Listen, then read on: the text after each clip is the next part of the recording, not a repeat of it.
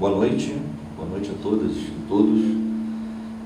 Sejam bem-vindos à 13ª edição do Cinema em Foco, que é um projeto de extensão permanente de cinema voltado para a exibição de filmes brasileiros e debates com realizadores, atores, atrizes, pesquisadores e técnicos em cinema e audiovisual, sempre a partir de um tema específico da área. Realizado bimestralmente, o Cinema em Foco faz parte das atividades do grupo de pesquisa CPCine, História Estética e Narrativas em Cinema e Audiovisual, que concentra suas pesquisas acadêmicas em torno de reflexões teóricas e práticas sobre a história do cinema e da produção audiovisual. O CPCine é constituído por professores pesquisadores do Bacharelado em Cinema e Audiovisual e do Programa de Pós-Graduação em Arte, Cultura e Linguagens do Instituto de Artes e Design da Universidade Federal de Juiz de Fora. E ele conta com o apoio da Pró-Reitoria de Extensão e da Pró-Reitoria de Cultura. Você pode ligar só essa... Acho que para apagar é só para a vinheta. Quase não tem... Aí. Gostaria de agradecer também ao diretor do museu, Ricardo Cristóforo, e toda a equipe do MAN, pelo apoio e aos bolsistas do grupo de pesquisa. Bom, hoje o Cinema em Foco recebe o cineasta, crítico e professor Daniel Caetano para exibir seu mais recente longa-metragem, Verão em Hildas, de 2018, e para falar sobre a experiência da vida universitária fora dos grandes centros, né? Vou fazer aqui uma apresentação. Nascido no Rio de Janeiro, Daniel Caetano formou-se em cinema pela Universidade Federal Fluminense em 2001, fez mestrado em literatura brasileira pela PUC do Rio de Janeiro em 2006 e na mesma instituição fez seu doutorado em 2012, também em literatura brasileira. Organizou os livros Cinema Brasileiro 1995-2005, Ensaios sobre uma Década, que foi publicado em 2005, e Serras da Desordem, publicado em 2009, sobre o filme homônimo dirigido por Andrea Tonati. Como crítico de cinema, foi colaborador de revistas especializadas como Filme e Cultura, Contracampo e Revista Cinética, entre 1999 e 2013. Produziu e foi co-diretor de 2 longas-metragens coletivos lançados em circuito comercial, Conceição, Autor Bom e Autor Morto, de 2007, e Rio em Chamas, de 2014, além de curtas-metragens e documentários. Desde setembro de 2017, atua na presidência da Abrace, do Rio de Janeiro, Associação Brasileira de Cineastas do Rio de Janeiro. É professor do Departamento de Artes e Estudos Culturais no Instituto de Humanidades e Saúde, da Universidade Federal Fluminense Rio das Ostras, onde foi filmado o longa Verão em Hildas, com participação dos estudantes e do cantor e compositor Jardim Macalé. Bom, então, um prazer ter aqui o Daniel Caetano, que além de tudo é um grande amigo, e eu queria então chamar ele para apresentar o filme.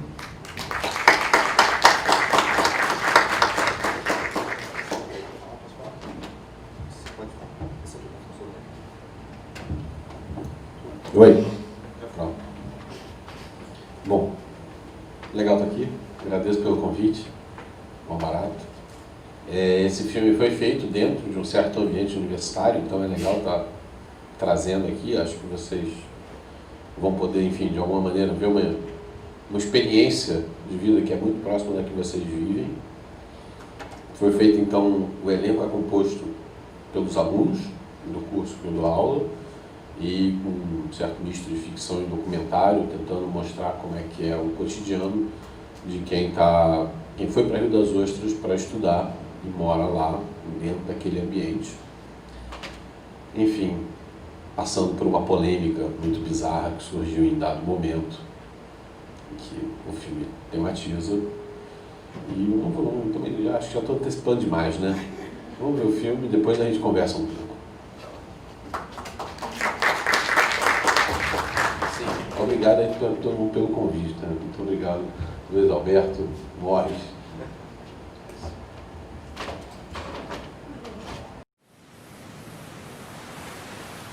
Eu acho acho que a gente pode fazer, na real, um puta festival, sabe? Mais que um show. Pode ter, sei lá, uma mistureba de tudo.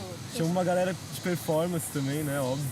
Nossa, Bora acender mais um pra comemorar essa ideia boa?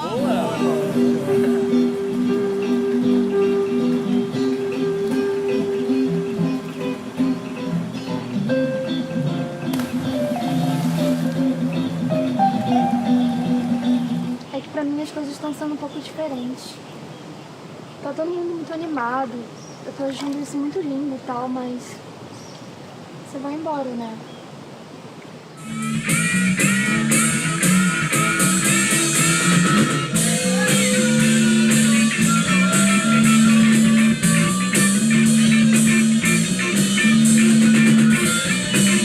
Porque a gente quer puxar para o festival problemas que são recorrentes para quem mora aqui, como é o caso da violência contra as mulheres, contra a população LGBT. Calma, rapaziada, calma. Chegou a hora do filme.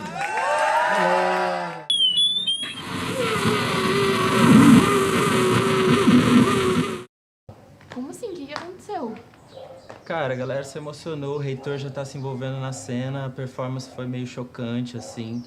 Teve bandeira na xereca, teve uma menina costurando essa mesma xereca e depois tirando a bandeira cheia de sangue. E aí já tá espalhando pra um monte de site reacionário, fascista. Mas como que você chegou neles, brother?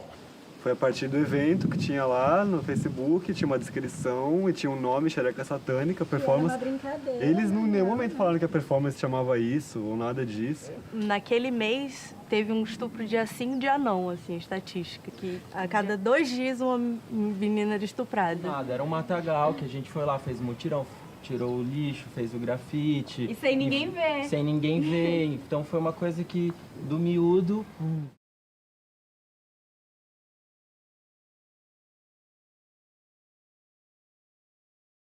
A gente faça um debate aqui com o Daniel, enfim, eu acho que o Daniel podia falar um pouco, né, do filme, mas evidentemente também a gente quer ouvir o que vocês têm a dizer sobre o filme, as impressões que vocês tiveram do filme, porque é um filme, como vocês viram, né, como a gente viu, é um filme que fala exatamente da nossa realidade, enfim, é o caso específico de Rio das Ostras, de Ufo de Rio das Ostras, mas exatamente as dificuldades, os dramas e também os sonhos, enfim, né, que nós convivemos diariamente com isso, né.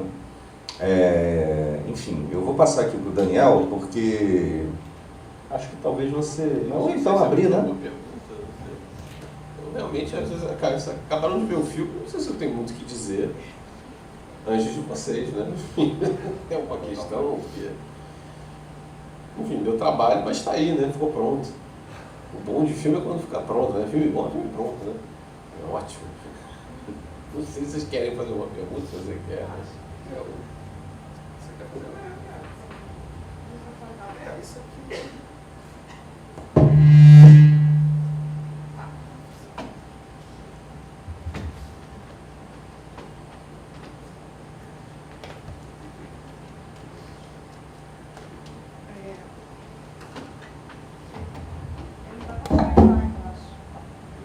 Oi? Oi. Bom, primeiro, Daniel, parabéns pelo filme. Eu fiquei pensando mil coisas e pensando, inclusive, nas questões de produção, né? Uma das coisas eu não consegui ver no final, mas o agradecimento à Prefeitura de Rio das Ostras. Tem. Eu queria primeiro começar conversando um pouco dessas relações, né, e da dificuldade de fazer um filme em que, de certa forma, você faz uma crítica expressa tanto à universidade quanto à prefeitura da cidade, né, como é que isso foi recebido lá, então acho que é o primeiro ponto, assim. E depois eu queria que você falasse um pouco mesmo da produção, propriamente do filme, assim. Eu não sei como eles vão receber o filme. Eu não sei. Eles não viram o filme. Já passou na UF, assim, mas quem viu na UF foram os alunos. Não sei nem se o reitor vai né? Também já passou no Arte UF, e aí a equipe, teve gente do Arte UF que viu, mas Não sei se o reitor vai ver, também se o reitor vai mudar agora de reitor, ele vai dizer que a culpa é do anterior, então não é muita diferença. Eu já saía, não digo que era ruim, aquela coisa. Prefeito, eu acho que é a mesma coisa, acabou de mudar de prefeito, então ele vai dizer, a culpa é do outro e tal, né? Mas a gente agradeceu a prefeitura porque deu trabalho, que o filme, inclusive, ele é fiel nisso aí, mas a gente conseguiu fechar a rua para poder fazer o show lá, então, enfim, eles liberaram, né? Botamos no agradecimento. Assim como, enfim, a UF liberou pra gente a rua, liberou as instalações, né? A gente filmou dentro da UF, então, agradecimento. Mas a produção, como eu disse para vocês, né? Esse filme aconteceu porque, uma série de motivos, claro, né? Mas se tornou possível porque eu tinha ganho um prêmio para fazer um outro filme, que eu ainda estou em processo de fazer, que é um filme que eu estou fazendo há muitos anos, e que eu ganhei para desenvolver, que era um documentário que eu já tinha filmado bastante coisa, e o Rio Filme me deu um prêmio de desenvolvimento, que eu escrevi um roteiro organizando o material que eu tinha.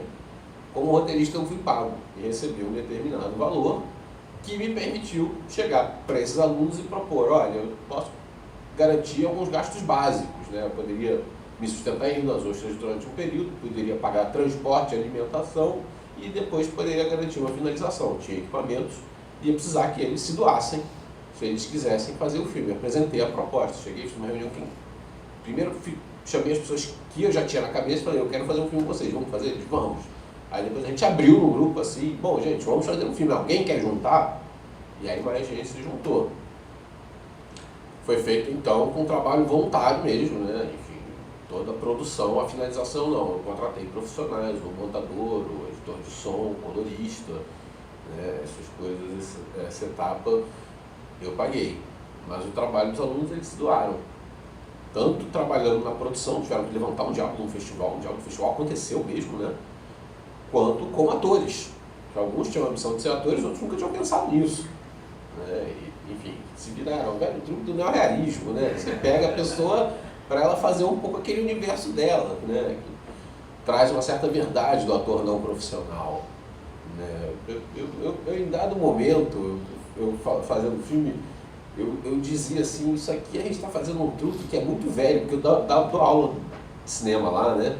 E dava uma aula que era muito próxima de uma história de cinema, né? E então falava de neorrealismo, eu falava, gente, isso aqui vocês estão dando uma aula prática de neorrealismo, atores não profissionais, filmagens em locação, né? Planos mais longos e, enfim, de alguma maneira tentando absorver a realidade, filmando como se fosse um documentário. Esse truque é velhíssimo, né? Rossellini no Brasil, em dado momento eu entreguei uma certa origem, eu falei, isso aqui é Rio das Ostras 40 graus, né? Que é, né? Enfim, tem essa herança, né?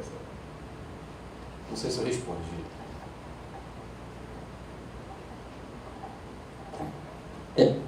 Daniel, a gente está tendo na aula do professor Felipe, de documentário, alguns debates sobre leituras documentarizantes, né, na ficção e ficcionalizantes no documentário. E aí eu fiquei pensando e também exercendo isso no seu filme, e aí eu fiquei com uma dúvida, já se faria esse filme para fazer o festival e calhou de no festival acontecer esse fato marcante, ou foi ao contrário, aconteceu esse fato marcante e aí vocês criaram uma estrutura para dar conta de... Porque eu percebo que o filme, e aí é uma impressão minha, ele tem dois tons. Ele tem um tom jovem, rito de passagem para cima e depois cai. E aí eu acho que você dá a oportunidade de olhar o outro lado da história desse fato que aconteceu. E aí eu consegui ver uma visão bem documentalizante mesmo. E aí eu queria entender se existem dois filmes ou dois momentos. Sim, na verdade, o filme ele tem esse momento documental, mas ao mesmo tempo eu não quis fazer dele um relato jornalístico do que foi o episódio de Xereca Satânica. Então ele fica meio misturado na ficção. Tem um lado que você diz, não, isso não é verdade. O Xereca Satânica não aconteceu no meio de um festival. Eles falam, isso aí, o Xereca Satânica, aquele episódio que deu essa polêmica toda, na verdade foi depois de um seminário chatíssimo, né? As pessoas ficavam lá discutindo o que é performance, lendo livros, discutindo o dia inteiro, e aí no final ia ter uma festinha para comemorar o fim do seminário.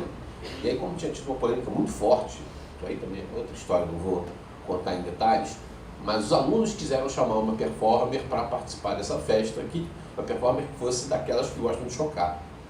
E aí chamaram a Raíssa Vitral, que é do coletivo Coyote, que é uma figura incrível, né, que eu tinha sido apontado 1000, e ninguém sabia o que ela ia fazer. E aí ela fez a performance. E aí teve um escândalo que marcou a vida deles. Né?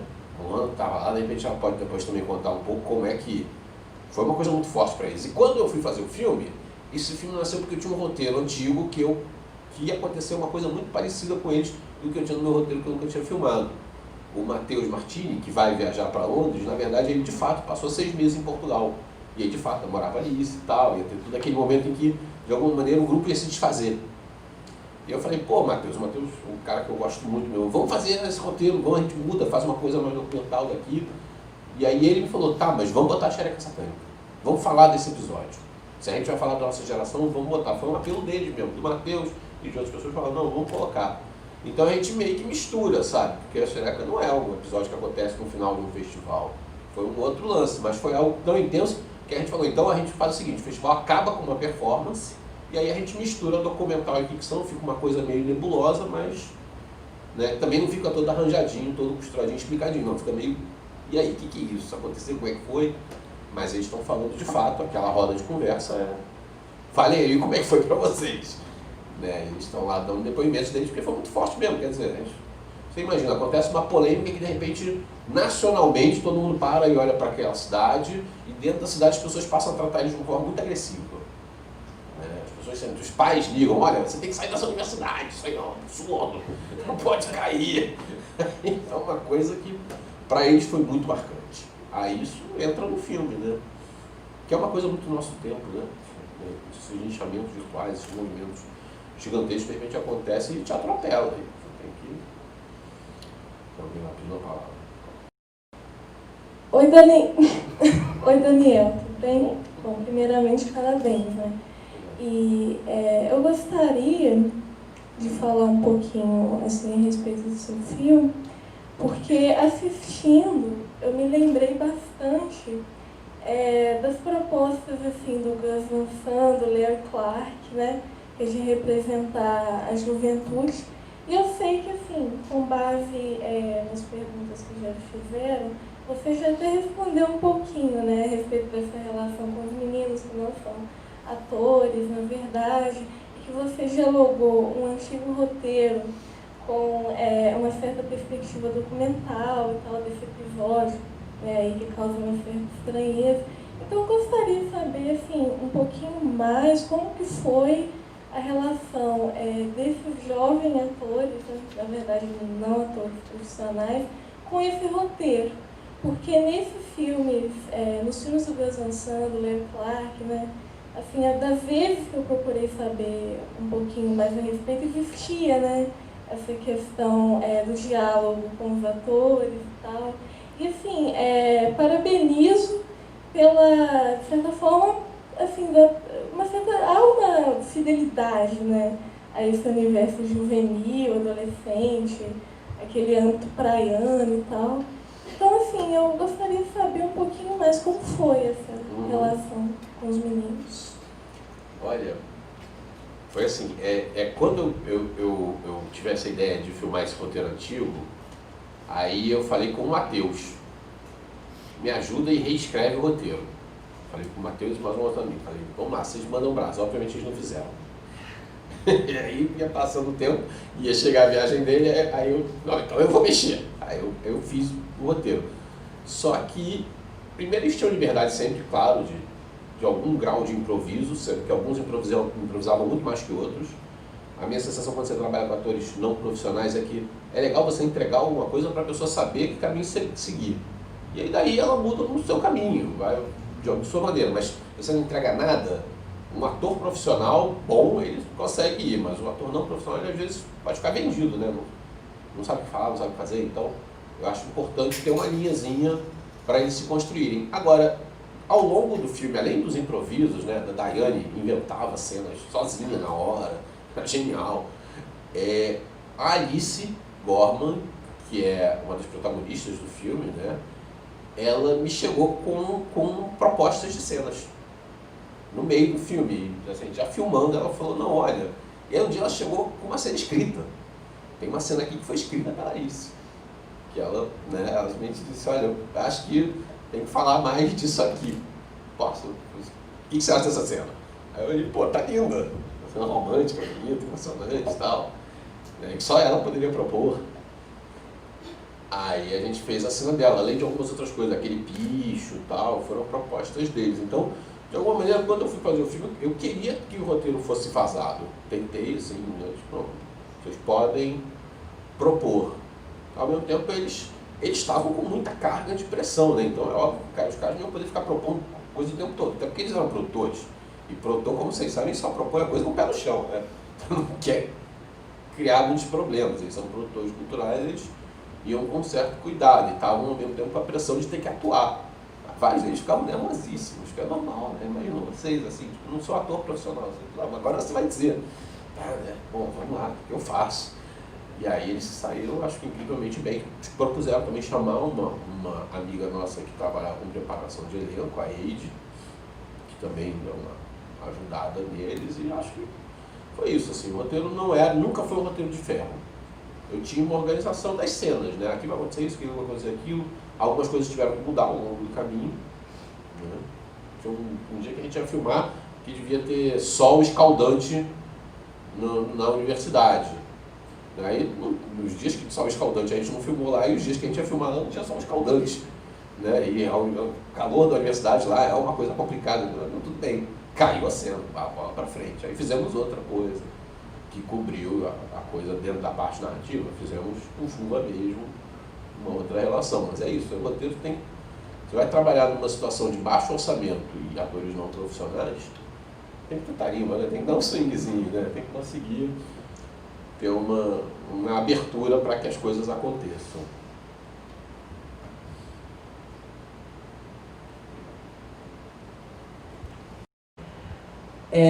Eu fui tomada por uma sensação de, tipo, nossa, é verdade, tipo, eu achei muito fiel, assim, a forma com que foi feito, e os diálogos também. Eu fiquei imaginando como deve ter sido o set, assim, a galera toda... Não, e você conhecendo a personalidade deles, pois né? Daiane, o João, o Carol. Foi bem legal ver, assim, parabéns pelo resultado. Eu queria saber um pouco, tipo, sobre como foi estar ali, vocês juntos, assim, e fazendo aquilo, tipo... Eu fui muito tomada pela emoção mesmo, então não é uma pergunta muito direta, sabe? Mas como foi a vivência, assim, para vocês como um grupo, como profissional? Porque eu acho que ficou... Como você falou, tipo, tem muito da personalidade das pessoas, quer dizer, são as pessoas. E como teve essa separação, se teve essa separação, e tipo, como foi essa vivência, assim, no set, e essa concretização, assim. Tem um caso engraçado que é o da Alice, né? Esse texto que ela chega pra mim, parte de uma coisa que o filme mexeu com a cabeça dela, porque, de fato, ela e o Matheus Martini namoravam, né, praticamente casados, são casados, e ele de fato ia passar um período em Portugal. Só que ele ia passar 6 meses. 6 meses não tem a menor graça, né? O cara vai viajar 6 meses. Aí no filme vira 2 anos. Aí em um dado momento ela chegou pra mim e disse, Dani, eu tô ficando muito nervosa, porque eu sei que são só 6 meses, mas eu fico pensando no filme, fico achando que são 2 anos e que eu nunca mais vou ver ele. E ficou muito mexida com isso. E de fato, na época, ela ficou muito movida pela questão, porque 6 meses passou a ser uma coisa gigantesca. Mas tá lá em Rio das Ostras é uma coisa forte, né? E para mim foi um momento forte, sobretudo porque a gente faz uma coisa de eu moro no Rio de Janeiro, vou para Rio das Ostras e volto. Meu cotidiano é no Rio, e em alguns momentos eu fico um período mais longo no Rio das Ostras, mas normalmente eu fico 2, 3 noites. Nesse período do filme eu passei o mês inteiro lá. Eu emburaquei. O que é uma questão, né? Todos vocês sabem como é complicado criar uma criança em casal, né? Eu crio um filho e não tenho babá. Então, eu e minha mulher, a gente divide. Naquele mês, ela ficou sobrecarregada. Foi uma coisa que tem que ser conversado, porque não é fácil isso, né? E, em dado momento, a Carol foi para lá e a gente ficou lá com o B. Mas toda essa coisa logística, a Carol ela é a funcionária da prefeitura, a secretária da prefeitura, que é super gente boa. Nossa, e foi mal barato filmar lá. Mas enfim, mas ficar lá um mês inteiro naquele universo foi uma coisa muito legal, porque o que aconteceu? Aconteceu também uma certa coincidência que nos permitiu fazer isso daí, que foi o fato de que, enfim, no verão normalmente não tem aula, né? Mas a UF é a rainha das greves, né? Teve uma greve gigantesca e aí a gente ia passar janeirão inteiro tendo aula. Janeiro e início de fevereiro. Eu falei, gente, não vamos fazer disso um sofrimento, vamos fazer um filme. Né? A proposta no início do semestre foi, já que a gente vai estar aqui em janeiro, vamos nos organizar para em janeiro filmar. E eu passei janeiro inteiro lá em Rio das Ostras. E aquilo lá, né, quer dizer, a vida para os estudantes lá, eu não sei como é que é aqui em Juiz de Fora, que é uma cidade um pouco maior, mais estruturada, mas acho que vocês todos também são da geração Enem, né? Gente do Brasil inteiro que vem para cá. Né? Isso é uma coisa que não acontecia 10, 15 anos atrás. Né? As universidades não eram fora das capitais e as pessoas tinham que fazer o vestibular e não Enem. Então as pessoas normalmente faziam o vestibular perto de determinadas cidades. Não tinha essa gente do Brasil inteiro. Isso é uma novidade. Então, para o pessoal que está lá, para esse pessoal, como para vocês, é uma coisa muito intensa. Sai da casa dos pais, vai morar lá e tal. E naquela cidade, que é uma cidade que cresceu absurdamente, que é muito cara, né? A cidade que mais cresceu no país na primeira década agora do século foi Rio das Ostras, em termos proporcionais. Por causa do petróleo. Macaé cresceu muito e Rio das Ostras do lado cresceu absurdamente e não aguenta a estrutura. Então, para os alunos é uma coisa complicada, né? Então, eles vivem aquilo de uma forma muito intensamente, aquele mundo, né, da comunidade universitária. E isso, eu participar lá, eu acho que assim, foi um pouco que me moveu a tentar fazer esse filme, mostrar porque é uma coisa que está acontecendo que é nova, né? Que não se fala, as pessoas da nossa geração que não são professores não têm a menor ideia disso, eles acham que continua igual à época dos vestibulares. Né, que não sabem que está acontecendo essa relação na geração de vocês, que vocês estão sentindo na pele, que é uma coisa diferente, gente. Quando eu fiz faculdade era outra coisa, né? Era outro mundo, era outro universo. Eu vou pegar essa ideia aí do outro universo, porque eu fiquei pensando muito numa diferença que é esse espaço da praia, que é um espaço muito libertador, etc. Porque se a gente pensar hoje, assim, o celular está ausente praticamente no filme. Yeah. Né? O que não é uma realidade se a gente pensa no... né, tem alguns momentos que as pessoas mexem no celular, mas eu não faço nenhuma cena com o celular. Ele não está presente, não é uma questão. Não é uma então, questão. Eu também queria que falasse um pouco disso, assim, dessa relação. E também pegando um pouco a carona que a Luana comentou, dessa relação no set de filmagem, etc. A gente ouviu recente de um aluno no instituto dizendo que o pátio lá, né, assim, as relações são tóxicas. E aí eu fiquei muito pensando nisso, assim, como foi essa relação mesmo entre eles, se eles são realmente muito amigos, se há uma... Entende o que eu estou falando, né? Aí é Acho complicado. Que é um pouco por aí. É complicado, porque em qualquer lugar tem certas tensões, acontecem episódios complicados, tensos, tem crises, né? As pessoas às vezes brigam. Seria um outro caminho para o filme. O filme ele faz um recorte, né? Não é sempre assim, não tem esse amor todo entre as pessoas, isso é óbvio que não, né? Às vezes tem. O legal disso daí é que permite ver que tem, não é que é sempre assim. Mas pode-se criar esse laço acaba sendo criado pelas pessoas, sobretudo pelas pessoas que emburacam mais nessa vida universitária, porque tem gente que acaba de uma maneira se preservando, vai lá, assiste aula e vai embora, não convive muito, aí se preserva um pouco. Mas para quem emburaca, tem esses laços muito fortes. Né? E sobre o celular, assim, cheguei a pensar em alguma coisa, mas eu achei que ia ficar forçado. Porque não é muito isso. E aí eu tinha falado do Gus Van Sant, né? Eu lembrei do elefante ao longo do filme, em algum momento, assim, mas eu também tive uma referência muito forte com alguns diretores franceses da pós-novela Vague, né, da geração que veio depois, que é lá, o Eustache, que são diretores que eu amo. e que tem um lado meio de querer pedaços de vida, sabe?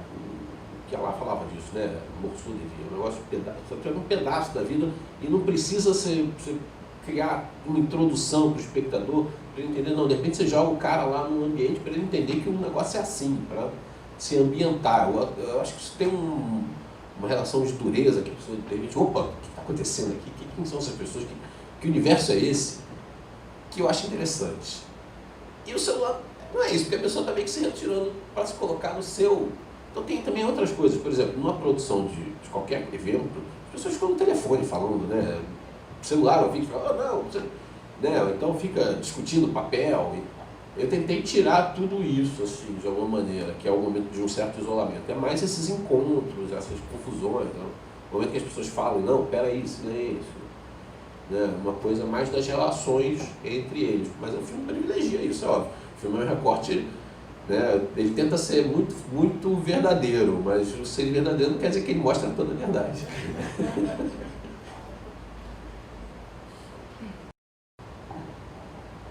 Eu fiquei curiosa para saber do Jardim Macalé. Você pode contar?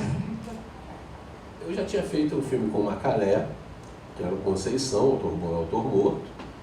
Ele conhecia duas pessoas do Conceição desde a infância, a Júlia Moraes e o André Sampaio. Convidaram ele e foi no Conceição que eu conheci ele. O Conceição tinha vários diretores e a gente, então, cada hora um dirigia uma coisa e aí a gente tentava trabalhar em outras coisas quando não dirigia. Então, essas cenas com o Jardim Conceição eu não dirigia. Aí eu ficava meio de cicerone dele.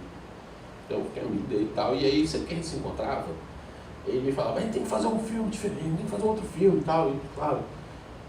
E aí, quando eu peguei esse roteiro antigo, que tinha uma participação de outra pessoa, não sei o que, eu, vou botar o Jardim, né? Eu vou chamar o Jardim, até porque o filme tem referência ao Conceição, isso não são poucas, né? E aí, eu resolvi, eu vou falar com ele. Foi difícil conseguir achar ele. Consegui chegar num show que ele tinha acabado de dar, fui lá falar com ele no camarim, ele saindo, professor, vamos fazer um filme? Exatamente, Jardim, vamos fazer um filme. No último filme eu fui o matador, agora eu quero ser o herói do filme. Tá bom, pode ser que você vai ser o herói do filme. E aí, daí fez essa brincadeira que ele chega para salvar o festival, né, o herói do filme. Figura de uma generosidade incrível. Assim, né? O cara, 70 e tantos anos, um ícone da música brasileira, né, da contracultura brasileira, e toca fazer um filme sem cachê, na raça. Né? Vamos lá, sobe em cima do caminhão, toca aí com um violão emprestado e vamos nessa, sabe? É uma generosidade incrível, não é para qualquer um dele.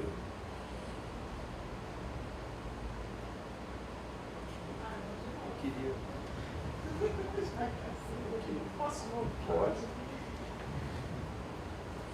Não, agora, na verdade, eu queria até... É porque o filme hoje teve cabine de imprensa, eu queria que você falasse um pouco da questão da distribuição do filme, né? Como é que isso vai se dar? Eu faço tudo de uma forma artesanal e caseira. O filme dá para ver, acho que dá para perceber que tem aspectos artesanais e caseiros. Né? Busca uma certa espontaneidade, que às vezes parece ser suja, mas mistura isso, né? O truque do neorrealismo, né? Mas eu tento ser abusado, né? Então, de fato, estou lançando um filme em circuito, né? Na marra, vamos lançar um filme em circuito. Teve hoje uma cabine de imprensa lá em São Paulo, vai estrear no Rio e em São Paulo na semana que vem. Vamos fazer uma pré-estreia no Rio na quarta que vem. Eu estou até meio preocupado, porque o Cavi tinha me oferecido ficar numa sala de 80 lugares. Eu falei, 80 lugares? Não dá pra nada. Vamos para Estação Botafogo 1. Você tá maluco?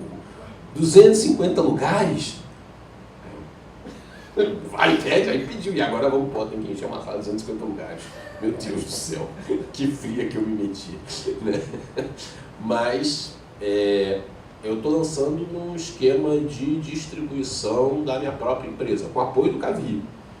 Mas é a minha própria empresa, que eu tenho a 2 Mariola Filmes, que eu sou sócio do Felipe Bragança da Marina Meriandi. É uma empresa que, na verdade, a gente já tem 10 anos, já tivemos outros sócios que se afastaram. André Capella, o Eduardo Valente, a Carol Durão, saíram. Hoje sou só eu e o Felipe Marina. E a nossa empresa, ela permite distribuição. Inclusive, a gente já tinha distribuído um filme antes. que era o filme do J.P. Cuenca, que é amigo do dele. Ele fez o filme e ele foi distribuído pelo Dos Mariola. Aí agora eu estou distribuindo na base, eu fico, né, ligando para exibidor para tentar conseguir sala. E está mais difícil hoje em dia. Hoje em dia, para quem quer distribuir um filme, vocês vão distribuir, está mais complicado em alguma medida do que antigamente. Antigamente você tinha um filme, não era todo mundo que tinha filme, agora todo mundo tem filme. E aí você quer botar filme, o problema é que antigamente todo mundo tinha filme, mas as pessoas tinham o hábito de ir ao cinema. Agora você bota um filme, a chance do filme tomar um pau no cinema é muito grande. Então os exibidores estão se defendendo. Hoje em dia tem VPF, já devia ter acabado o VPF, que é o Virtual Print Fee, porque eles compraram equipamento e aí todo mundo que passa filme tem que pagar um dinheiro para o exibidor só para estar passando. Estão cobrando. Então você vai exibir o filme, você já paga só, assim, se não for ninguém, você tem que pagar um dinheiro pro cara. Porque ele não vai ficar com prejuízo dele, não. Vamos lá, né? Vamos lá. Mas quando eu lancei o Conceição era mais fácil, viu? Foi muito mais difícil finalizar o Conceição, foi muito mais difícil fazer lá, comparar.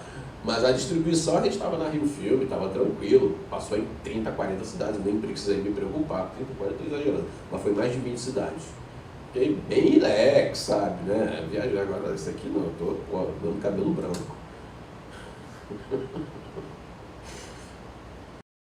Me fala dessa história de amor, assim, né? Conta um pouco do relacionamento dos dois, mas ele tem muito do político também, né? O tempo inteiro, assim, a fala deles, falando até naquela conversa na prefeitura, falando que também tinha uma intenção de lutar pelas coisas ali da cidade, e principalmente a questão do estupro, coloca a questão dos travestis. Eu queria saber como isso foi colocado, assim, tipo, como... Eu acho que é desassociável, né? Quando você pensa numa universidade, de relatar a universidade pública, não tem como você não falar sobre política e sobre... É mais ou menos isso, assim. Como foi essa introdução? A coisa do estupro lá em Rio das Ostras é muito onipresente, né? É muito uma questão, para as mulheres é muito forte. Então acaba que, né, é uma discussão que é muito grave lá, porque você imagina, uma cidade que tem um dos índices de estupro mais altos do país, né?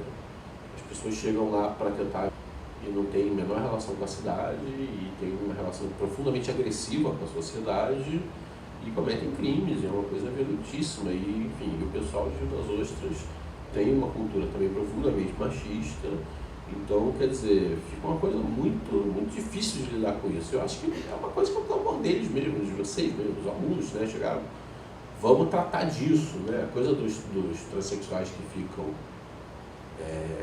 fazendo ponto de prostituição em frente à UF, isso, a relação, a diferença entre a visão da prefeitura e a visão da universidade é cotidiana, né? Tem um curso lá de serviço social que tenta ajudar o pessoal das trans, mas a prefeitura quer que o pessoal suma de lá. Essa é a prioridade, né?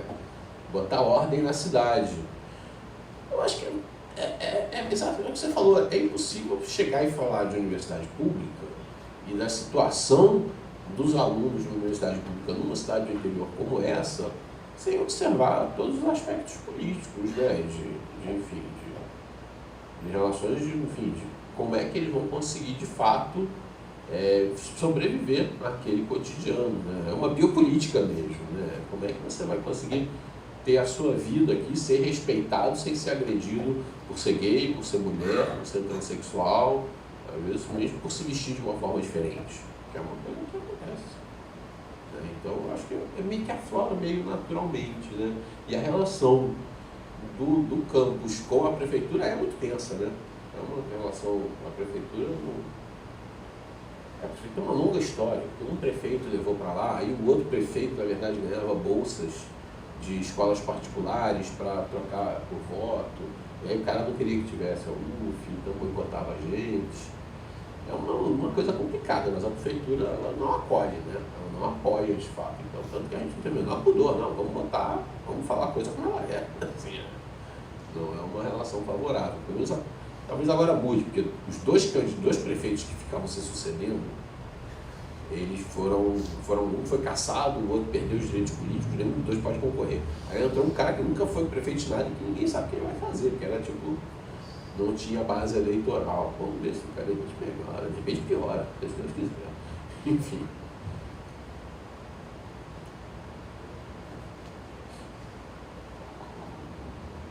Não, Daniel, só para pegar a deixa que você falou, nos créditos finais você está informando que o curso de produção cultural está com risco de acabar.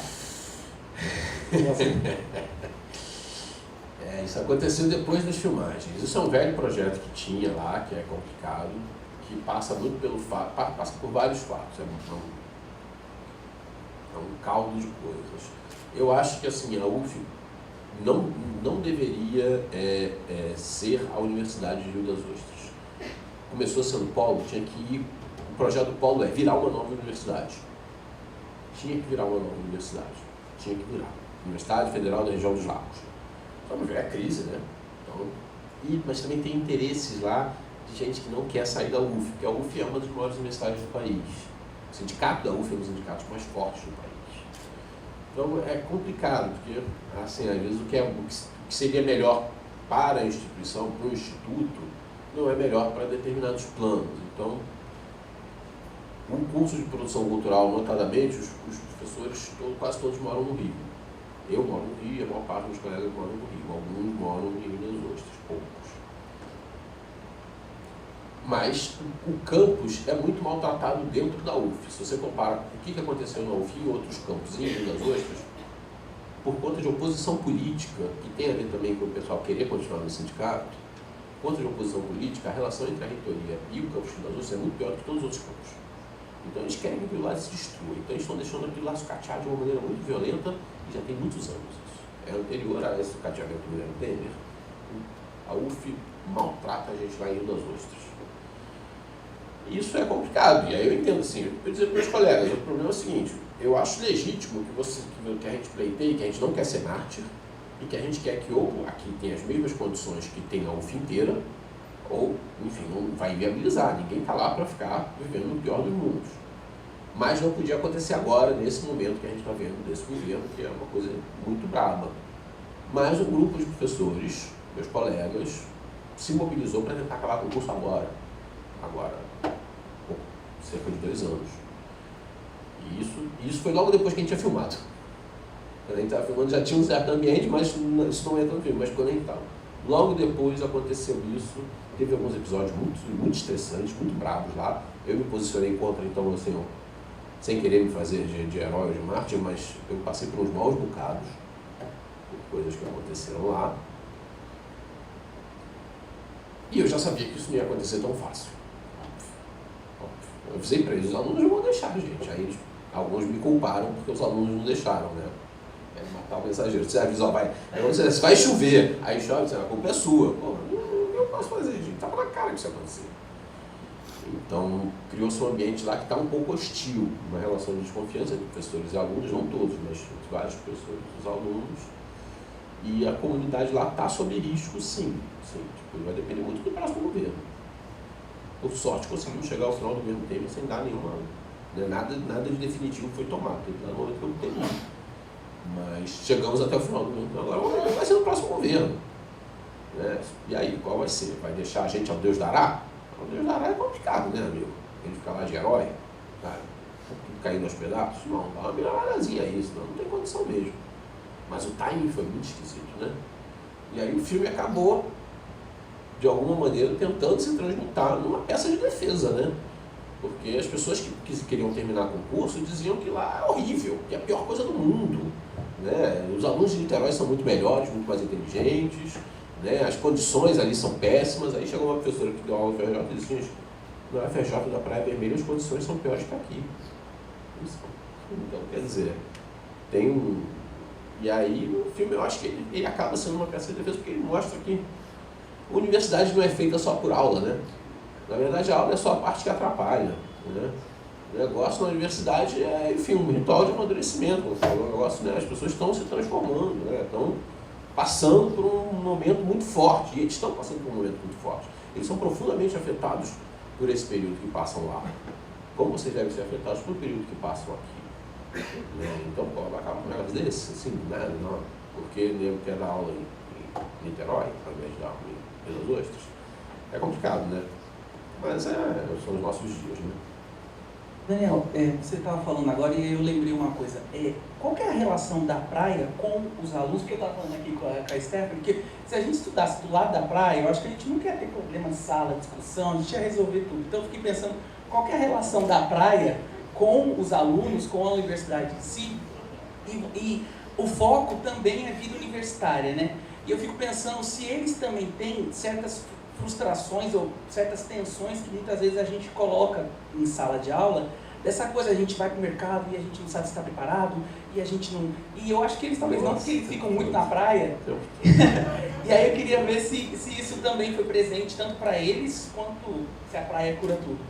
Tem uma coisa muito curiosa nesse esquema do Enem e de Rio das Ostras, e não sei, é uma coisa que eu não sei explicar o que acontece. Mas tem umas diferenças, às vezes, nas levas de gerações, que assim, essa geração aí que eu retratei, que eu fiquei muito próximo, é meio, digamos, riponga, digamos, para usar um termo, né, vulgar. A galera é tranquila, bicho grilo, numa boa, vamos nos acertar. Eles sabem que eles vão ter desafios para sobreviver no mercado, tá todo mundo ligado nisso. Mas dá para se acertar, pode um ir para academia, pode o outro vender comida, tem mil lances que dá para sobreviver. Tem outras gerações que é produção cultural. Produção cultural junta antropologia, junta gestão cultural e junta produções das artes. A gente, ali, muita gente é muito a ver com os cursos de comunicação de 30 anos atrás. Pessoa que gosta de fazer uma coisa aqui, uma coisa ali, não sei o que vou fazer, vai fazer produção cultural para se achar. Uma formação mais ampla em que dá para achar um caminho. Então, às vezes, vem uma geração que é hiperligada em questões de administração e de inserção no mercado e de conhecer leis e não sei o que. E de repente vem uma outra geração que é mais tranquila. E de repente vem uma geração que é muito mais de militância política. E de repente vem uma geração que é muito mais de fazer festa e show. Eu estou falando de gerações que eu estou pensando assim, tem gerações que claramente o perfil dessa turma é essa turma gosta de fazer festa e show. Essa turma gosta de fazer militância política. Essa turma, sabe? E é muito curioso, e às vezes assim, acontece uma turma, de repente a turma entra acho que são 30, acho que são 30. Desses 30, não sei se são 30 ou 35, vai ter alguns que vão dar esse clima hegemônico na turma e tem outros que às vezes ficam meio fora, né? Que é uma coisa complicada, que é a pessoa que não se encaixa. Na turma festeira, por exemplo, tinha um que era militante político, o cara abandonou a turma, não dá. Os caras só querem saber de produzir festa. E o cara, o cara é ativista, como assim? E essas festas para quê? Aí os caras, não, ele está fazendo festa, estamos fazendo as pessoas dançarem, estamos celebrando e ganhando dinheiro com isso. Fazendo shows e tal, e essa geração das festas é um pessoal que já se formou, está todo mundo aí, todo mundo empregado no mercado. Tem um lado dessa coisa do mercado que é curioso, que eu vejo isso aí desde a minha época de estudante. As pessoas acham que na faculdade você vai aprender a lidar com o mercado. Cara, você não vai, não adianta. Você só aprende a lidar com o mercado no mercado. Porque o mercado, inclusive, muda todo dia. O mercado agora está exigindo uma coisa, daqui a 2 anos vai exigir outra. E aí você tem que estar lá no meio do pau. É que nem lei de incentivo. A gente não aprende lei de incentivo, nem incentivo agora. A regra do FSA é uma, daqui a 2 anos vai ser outra. Pois é, enfim. Então, quer dizer, na verdade, quando é que você vai aprender a mexer com o FSA? Quando você vai saber mexer com o FSA. Desculpa. Porque se eu te ensinar aqui, quando você sair, você não vai saber, pô. Desculpa, é verdade. Às vezes tem gente lá que, não, vamos aprender a mexer, botar o negócio na lei Rouanet. Tá, mas o brabo da lei Rouanet não é você chegar e inserir lá no sistema. Isso aí é uma coisa assim. O brabo da lei Rouanet é você ir lá, ligar para a empresa, visitar, convencer o cara, pá. Isso é que o que são elas. Então, eu acho que assim, a coisa de mercado é enganoso, porque o que a universidade te prepara é para a vida, e o mercado faz parte disso, né? Você acumula um conhecimento anterior, todo mundo tem preguiça, é terrível. Alguns cursos leem bastante, né? Tem esse mito, alguns cursos leem bastante, outros leem pouco. Produção cultural, para ler, tem que ter um certo chicote, porque, né, pessoal, mas você acumula um conhecimento que é necessário na universidade, que eu falei que é um problema, mas é uma brincadeira, claro. A gente pode ler livros que trazem um saber de pessoas de outras gerações que pensaram um monte de coisa que ajuda a gente a ir além. Isso é uma parte importante. E outra que são essas relações pessoais que amadurecem, que você encontra parceiros de trabalho, pessoas que querem trabalhar nas mesmas coisas que você, que de alguma coisa criam uma certa sinergia nas relações que são entre pessoais e profissionais. Eu acho que isso é uma universidade que é muito boa, né? Além de, na verdade, vou ser muito sincero para vocês, os universitários, eu acho que a principal função da universidade é justamente afastar as pessoas do mercado durante um tempo. Porque se não for a porra da universidade, as pessoas vão trabalhar com 17, 18 anos. Caraca, cadê o tempo para a pessoa ver o que ela quer? Estudar algumas coisas, se perder, usar drogas, transar, sabe, dormir na hora errada, né? E isso é importante também para depois, quando você vai trabalhar no mercado, até para você entender quem são as pessoas que são seus consumidores, também são gente real, né? Então, quer dizer, tem um aspecto aí que eu acho que a universidade, ela consegue fazer com que as pessoas tenham um respiro na vida. É horrível fazer trabalho no final do período, é insuportável, eu entendo, todo mundo quer se matar por esse trabalho no final do período, mas pior ainda quando você tem um patrão te dizendo, olha, chegou 15 minutos atrasado, está despedido, e aí, caralho, não tem como pagar minhas contas. Então, acho que a universidade, de alguma maneira, ela permite um certo refúgio para que os jovens errem.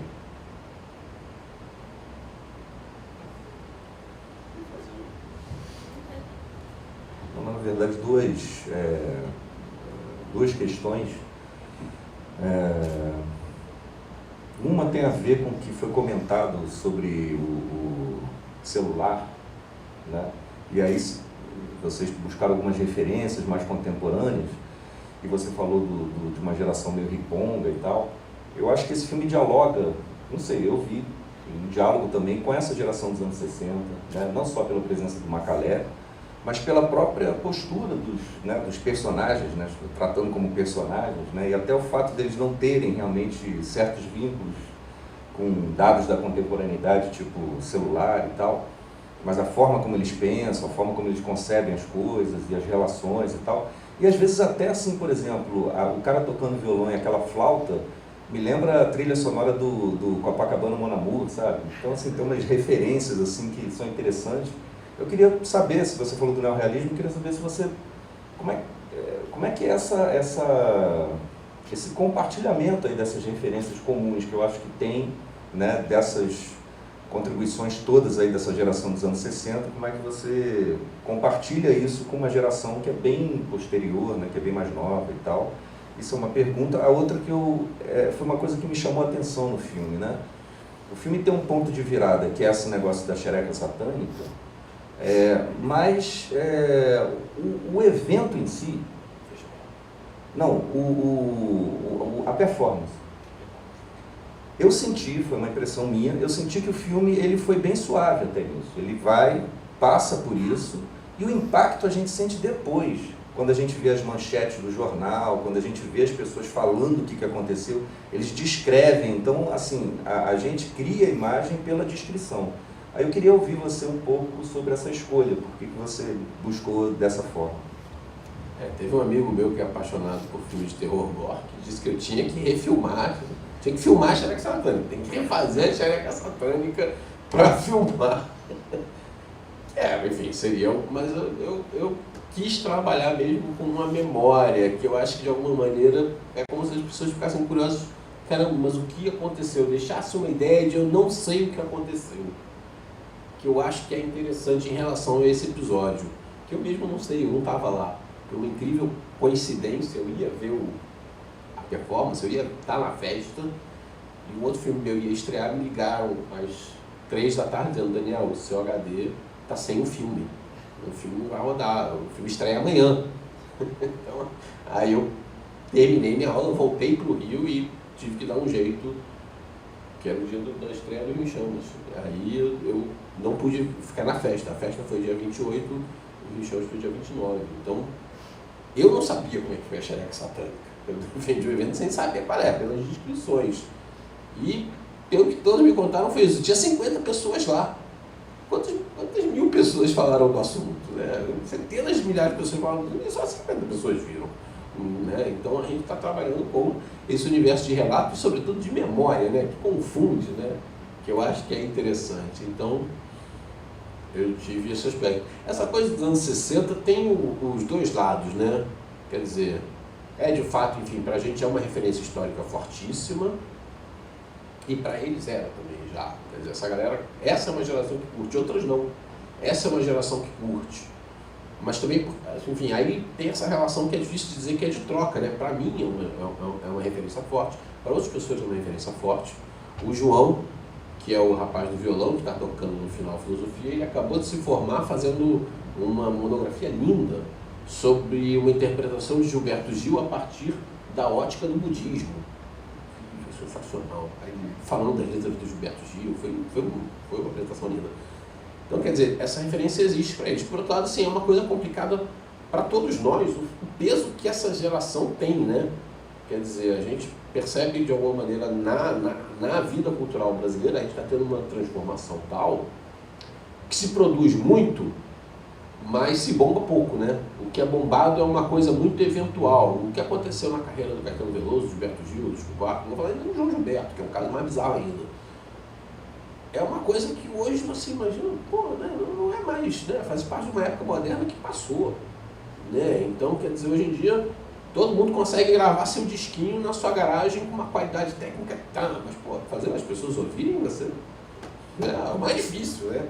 Então, a gente percebe que, enfim, pouco a pouco, a gente percebe menos nomes de pessoas que vão se tornando referências históricas nas gerações, com o passar do tempo.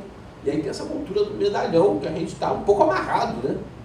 Que é uma coisa tensa, né? Acho até que nesse sentido o cinema brasileiro é essa coisa falida, perdida, injusta, né? Que apanha tanto e que, enfim, é tão cheio de tubarões e tal. Até é bom porque os nossos medalhões a gente xinga, né? Então, mas na música não, na música as pessoas xingam o Caetano Veloso, mas, porra, Caetano Veloso é bom pra caralho. Sabe? O Gilberto Gil, porra, são o Gilberto Gil. Além de tudo, foi um bom ministro, melhor que a gente teve. E ainda é aquele cara que faz aquelas letras, aquelas músicas que a gente dança. Então, é uma referência muito forte para nós, para essa geração. Agora, por outro lado, vários deles não conheciam o Macalé. Alguns sim, mas vários não conheciam o Macalé. Você vê como a figura é realmente maldita. Eles sabiam. Aí, o Jorge Caetano, que é o pizzaiolo, que faz aquela pizza no início e tal, que é o baiano, ele resolveu dar um curso de Macalé para os garotos. Mas eu acho que é isso que você fala dessa referência, essa geração, enfim, tem um lado bom e um lado ruim, né? Tem um lado brilhante que vale a pena a gente valorizar, mas um outro lado também que você vê que estamos estacionados um pouco nesse universo de referências, né? Sem desmerecer outras coisas incríveis que surgiram nesse tempo. Quer dizer, o funk acaba se tornando uma referência de um outro universo. O funk tem uma energia que consegue... Né? Não tem medalhão para brigar, estão criando algo novo. Né? Mas dentro desse circuito aí, né? Acho que não. Só um esclarecimento, aquela cena que parece que é o início da performance, que aparece que a gente vê, aquilo foi encenado? O que foi aquilo? Aquilo lá foi uma outra performance. Foi uma outra performance bem mais leve, né? Sim. Não tem costura de xoxota, né? Mas ela foi um pouco uma certa homenagem, porque a xereca satânica tem um lado assim, a performance foi muito agressiva, as fotos pesaram muito, mas talvez o que tenha sido mais violento na xereca satânica é o nome, né? As pessoas não sabem o que aconteceu, mas o negócio chama xereca satânica, cara, isso é muito horrível. Como é que pode ter isso na universidade pública, né? Agora, a gente fala em endiabrado, diabólico, tudo bem, mas o satânico, né? E a xereca, se fosse anal não tinha problema, se fosse o pau não tinha problema, a xereca, é assim, é a imagem da bruxa, do diabo, meu Deus, estou fazendo bruxaria, né? Tem uma coisa aí ancestral que mexe com um pensamento conservador aqui. E aí a pessoa que faz a performance, a Ara Nogueira, foi a pessoa que deu o nome da xereca satânica. Ela, né, que quem produziu o evento foram os alunos que estão no mestrado, né? Mas a Ara foi quem sugeriu esse nome. E ela é uma atriz e performer, uma pessoa muito bacana. Aí eu falei, pô, cara, vem fazer uma performance, não sei o que você vai fazer. E performance, uma das regras fundamentais da performance é, as pessoas não podem saber o que vai acontecer, né? Porque senão não é uma performance, as pessoas estão preparadas. A performance é justamente caráter. Então eu falei, faz aí o que você quiser, mas a gente já tinha a ideia de que o documentário ia juntar, ia ficar diferente, ia ficar, será que a xereca satânica foi só aquilo? Tal, como é que foi? Mas não, é uma outra performance.